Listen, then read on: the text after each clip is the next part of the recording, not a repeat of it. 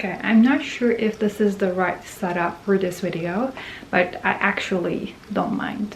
Hello, welcome back. If you're new, hello, my name is Kubra. I'm so happy to have you here. Today we're gonna talk all about self-sabotage, and I will also mention a pretty good theory that explains why we self-sabotage our own progress in life. It's getting more and more popular, and that's how I've also heard about that theory, and I just thought that it makes so much sense. I will be sharing my story with you since I'm also going through that process, so I thought that it will present a perfect example of how this can happen out of nowhere. I am on the brink of moving out and finding a job for myself so I can be financially independent. I want to be away from my parents and I want to start my living alone era, let's say, since I'm not financially in a good situation yet. One of my relatives actually suggested to give me support, give me like financial support in this moving process. I was really grateful and happy when he offered this to me, but later on I realized a few things started to happen to me. In the beginning, everything was normal and I was just thinking about, okay, how can I find a job? How can I find a place? Like researching and all that stuff. I was kind of mentally preparing myself for that move. Over time, I just mentioned some of my friends that this is what's gonna happen, this is my plan, and the amount of money I'll be receiving is not gonna be a small amount of money, because obviously we're talking about changing cities, settling into a place. I just let some of my friends know about this, and they all super skeptical, super suspicious, like, why is he doing this? Like, I don't want to be thinking like he has bad intentions or something, but this is actually a bit suspicious, Kubra. I mean, you gotta consider that, because this is not a smart move for him, and he is in a financially good situation for sure, but because you know, Kira, there's a price behind everything. Still, they were like, oh, you're just being a little bit naive, I guess. If I were you, I would analyze the situation better and try to understand why he's actually doing that. And I always told him, like, I know that person since my childhood. Families also know each other well. I also started to think that, okay, I know, I'm pretty sure that he doesn't have bad intentions, but still, why he is doing that? Even though he will be okay with giving some amount of money, but he's giving me a big amount of money, and what is he accepting, or is he accepting something from me? And I was just like in a brainstorm of questions, and I realized that I overthink so much and try to come up with meanings in everything. Like, for example, we text each other and like, does he mean something else? Or like, should I read between the lines? Or again, am I too naive? Should I reject that help? At first, everything was normal. I said, okay, you wanna help me out? Thank you, I will be grateful. Now, after talking to my friends and some people that I know, then right away, I realized that I am also self-sabotaging my own process, because one of my biggest goals for this year is to move out. And at that moment, I just realized what I've learned, the theory that I mentioned at the beginning of this video. Maybe you heard it before. It's called thermostat theory, and the whole idea is that imagine that every single person has a thermostat in their body, in their soul, whatever, and when these people be in situations that they have never been before. They're experiencing more love, more joy, more gratefulness, however you call this.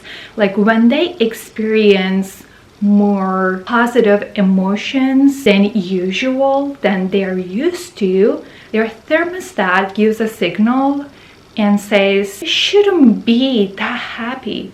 You shouldn't be that grateful. Watch out for signals. Watch out if this is something going wrong out there, if something bad is gonna happen, because girl, boy, this is not okay. And then what happens? You self-sabotage. You self-sabotage yourself, even though these people don't have any bad intentions, or like there is nothing that is strange. Well, by the way, I'm not saying that you should trust everyone right away. No, trust is something that should be earned. And in this video, I'm not talking about a random friend or random person in my life. He's someone that I know for years and years. There is a strong bond of trust. So don't get me wrong when I say like, oh, why you're feeling like that? Just go do it. Just accept it. Just go with the flow. No, you gotta watch out. You gotta be careful. But the thing that I'm mentioning right now is a little bit different, and this is actually what happened to me. Like literally, I had my thermostat somewhere here, usually like the top position, let's say, is at this level, and what he made me experience was this, and I said, what is happening? I should go down here. This is what I would call normal, acceptable. And now I just feel even more grateful, even more happy. What is going on? How you can understand if this is your thermostat doing this? So going back to my story, I've also analyzed my past experiences and everything, and I've realized that I'm not coming from a rich family. It was like somewhere average. I've never been spoiled, okay? This thing that I've gone through was an example for me of a situation where I've spoiled with money, with financial stuff, and my thermostat actually couldn't tolerate it. So you can understand this. Let's say one of your friends just offered you help, and she is helping you so much. Let's say you just fired from your job and he or she is helping you a lot in this job hunting process, and you can understand if this is because of your thermostat. If you go back to your past life experiences and you realize, oh, I'm actually not used to this much of really helpful, gentle people in my life. And when you realize that, okay, this is definitely not something that I was used to, okay, it's my thermostat doing this. Or you are in a relationship and he's just like everything that you've been looking for, and after a while you just feel like you cannot tolerate the joy, the love that you're experiencing, and you question yourself, or maybe it becomes so much that you're just putting your relationship in danger. Go back to your past life experiences, and if you've ever been in a toxic relationship, in a relationship that hasn't gone well, you can understand, okay, this was not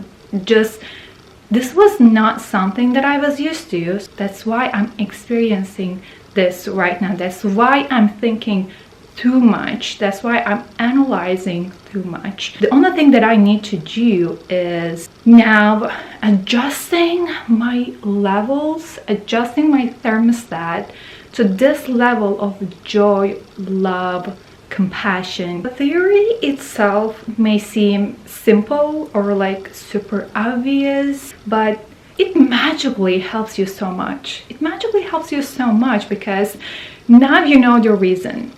The biggest problem with self-sabotage is that You simply don't know why you self-sabotage yourself. Not like the answer of like, why is he helping me so much? Why my partner is like that? This is actually not the actual question. You need to realize this. The real question that you should be busy with is that, why am I questioning everything? If there is something going well in your life, but you're just like, why everything is like that? Like when everything is super normal, but you are the only one that's not normal in your headspace, that's a self-sabotage. So the number one step to stop self-sabotaging yourself, one, you gotta be aware that this is self-sabotage. Two, go back to your past life experiences and see if this is something unusual for you. Three, just enjoy the point that you're at in your life and adjust your thermostat again. Just let that joy, love, compassion, fulfillment come into your life.